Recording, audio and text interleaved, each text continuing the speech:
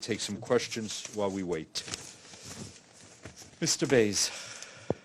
So Uganda, Bobiwine has been arrested again in Uganda ahead of the forthcoming elections.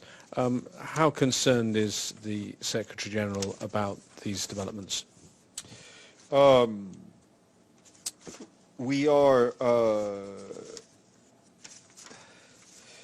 We've been following, I think, the developments around Uganda and the the presidential campaign. I think it's very important that state institutions, particularly security forces, act in a manner that respects human rights and the principle of the rule of law in order to for an inclusive and broad participatory political and environmental process. We will be following up more closely on the latest developments. And I think it's important that all parties and political actors and government leaders work in a way that will ensure a peaceful election.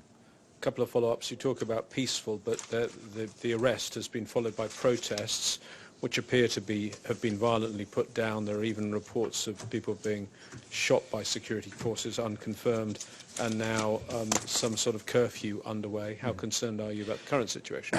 Well, people have a right to demonstrate peacefully. Any excessive use of force by security forces anywhere is of concern to us.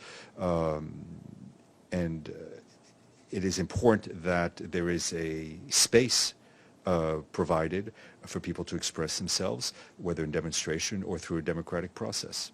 After 36 years in power, do you think President Musevni is going to allow free and fair elections? I ask that question because the EU now is not going to send a monitoring mission. The reason the EU is not going to send a monitoring mission is because it says it's done it in previous years, and in 2016 it made 30 recommendations of things that the Ugandan authorities needed to do to have free and fair elections, and not one of them has been implemented. Well, I can't predict what will happen. What I can say is that we hope there will be the space for the exercise of the democratic process.